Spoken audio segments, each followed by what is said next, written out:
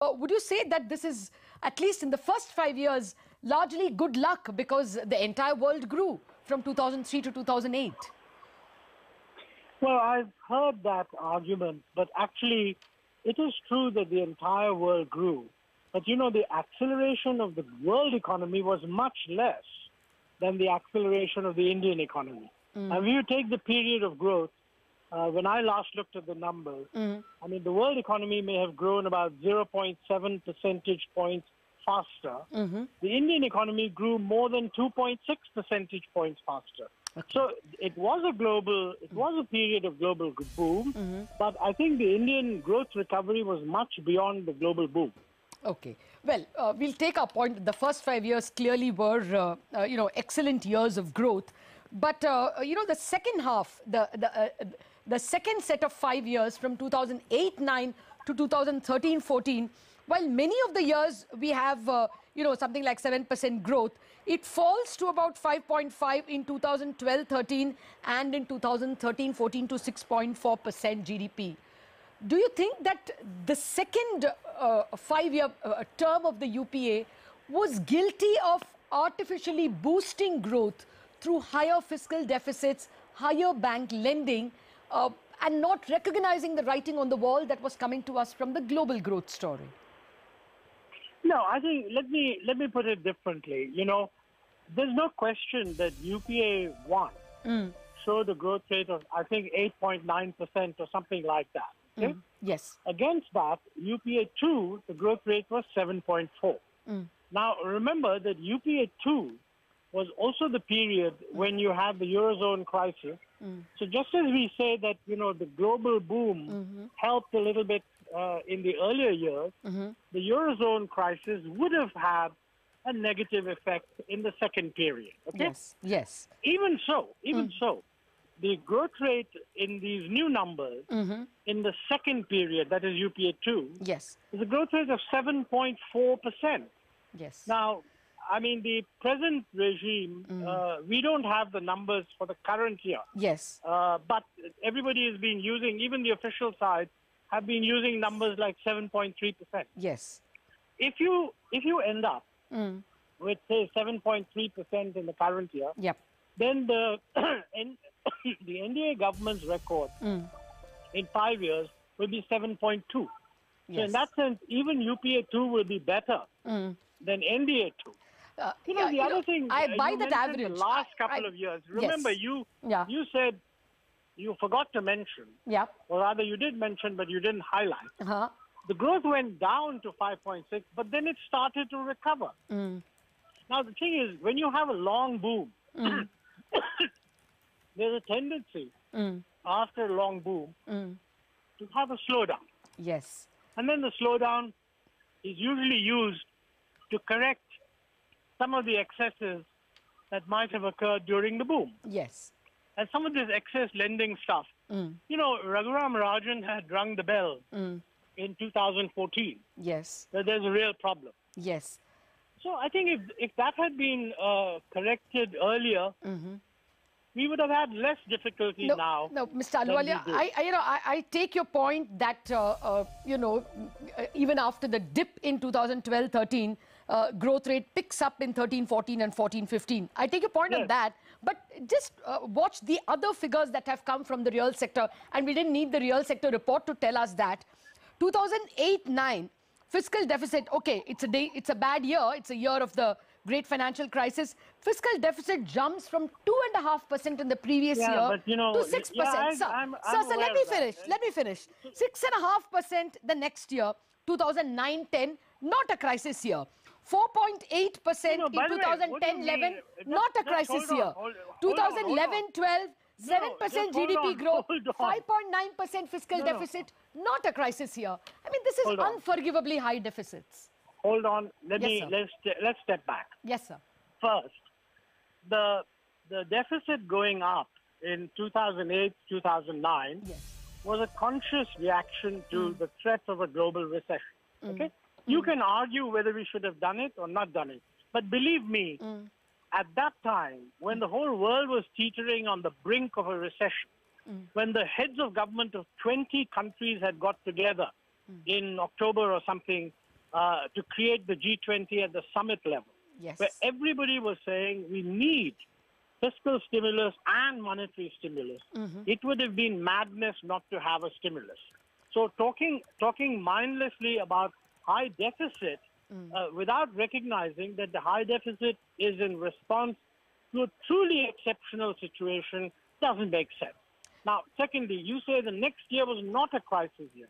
Listen, 2008, 2009, if you look at the global position, growth rate in 2008, 2009 was negative. I mean, you know, when you get a crisis in September, Lehman Brothers collapses, the spread of contagion, the choking off of credit, the appreciation that you've got a serious problem, this took a couple of months. So the idea that 2009-10 was not a crisis, I don't buy that. It was a crisis. You can argue, legitimately I think, Yes. that maybe we should have tailed off the fiscal stimulus a little faster than we did. That's true. Much faster, isn't it? You can argue that. I mean, when you say much faster... Sir, you know, 5.9%, 5.9% in 11-12.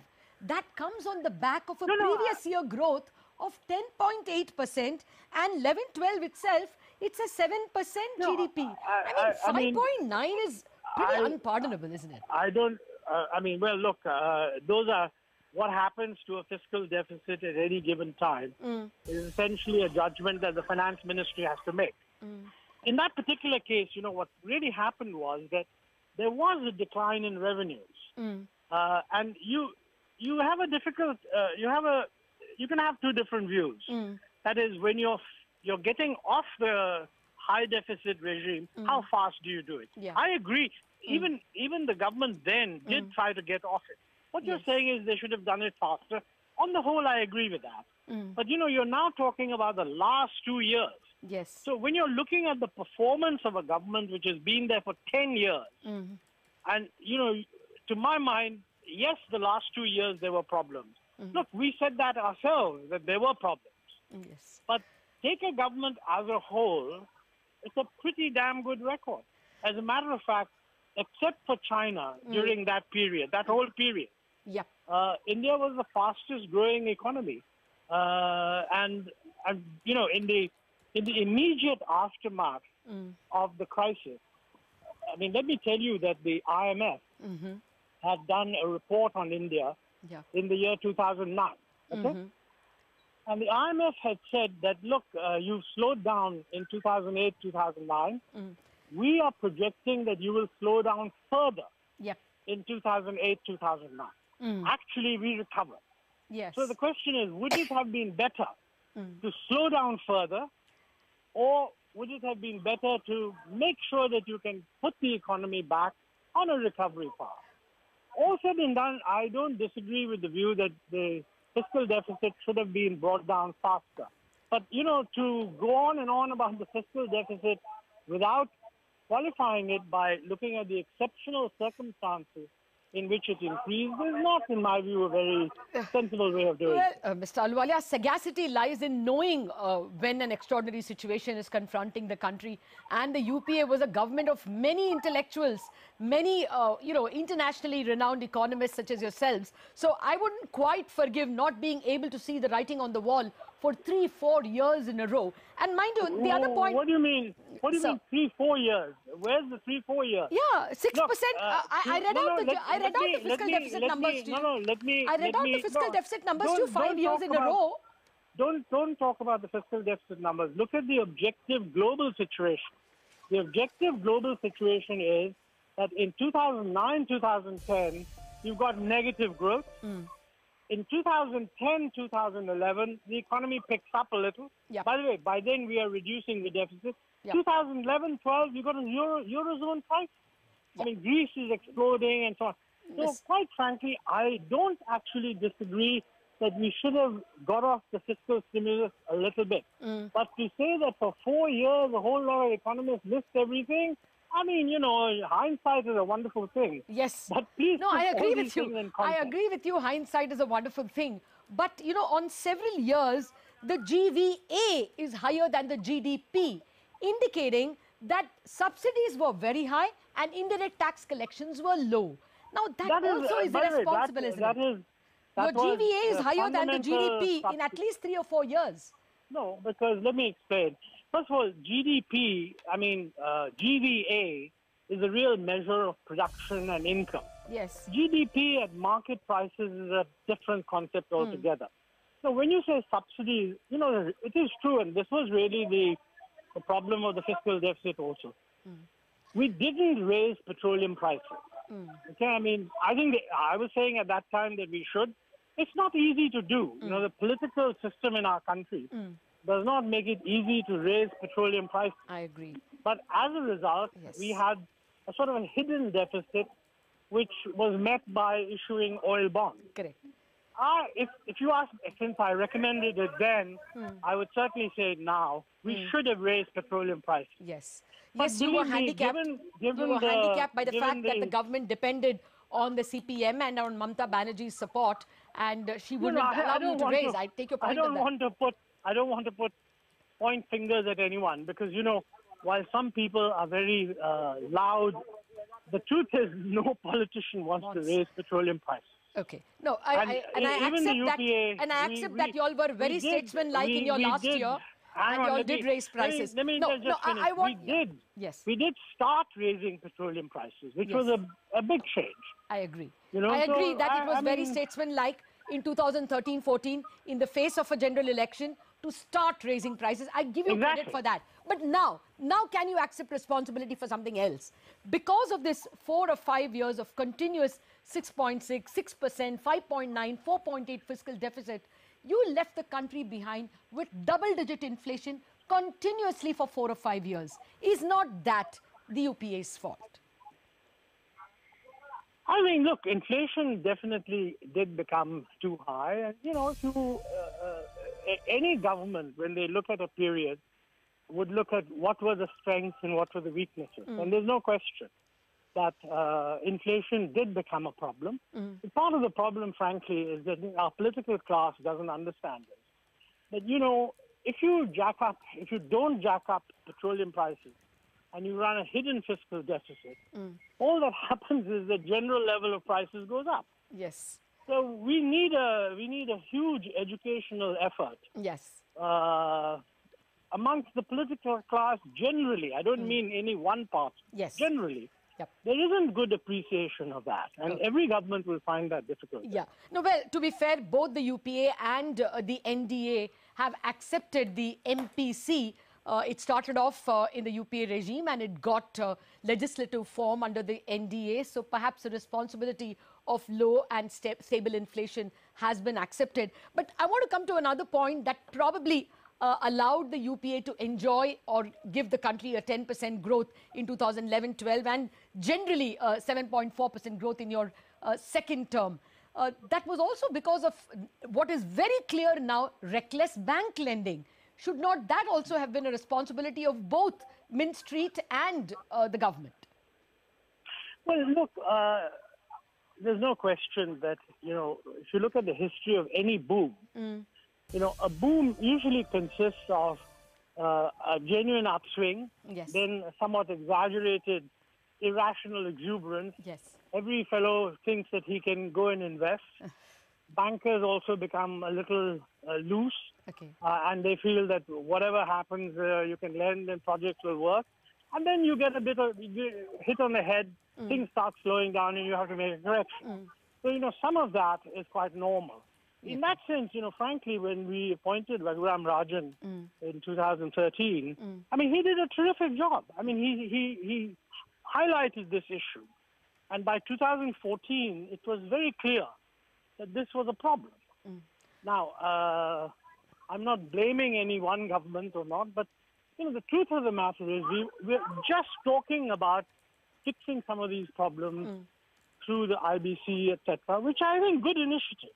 Okay. But, I think there's a lot of blame that you can throw around everywhere when it comes to the banking, the failure to handle the banking crisis. Yeah, it's a rather severe one, sir, and it is also getting into the taxpayers' pocket, so blame will not stop anytime soon.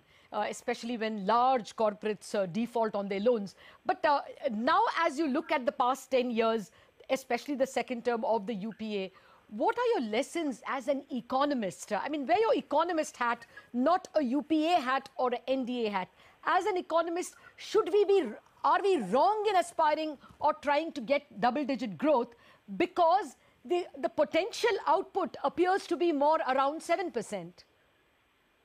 Well, let me say, I don't think any government formally ever targeted 10% growth. When we were preparing the 11th plan, we had actually said, look, let's try to go for 9% growth. At that time, we had already had 2 years of above 9%, and there was a great enthusiasm that maybe we can get 10%. But, you know, looking at the savings and investment numbers and all that, I mean, my judgment was that that's not credible, so we should be reasonable. Since then, the world has changed, the global situation has changed. I think today most people think that, you know, India probably can grow at 7+%.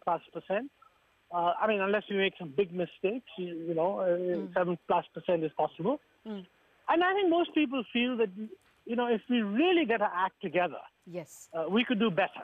Now, but how much what better? Is that act together? What kind of reform does that entail? Well, I think there are two separate issues there. One is the macro. You know, we need a much better understanding that what is a sensible macroeconomic policy. And frankly, to some extent, that is happening. Because today, there is a realization that the fiscal deficit has to be watched. The Monetary Policy Committee will look at the interest rates. And, you know, I think the next step really is fixing the banks.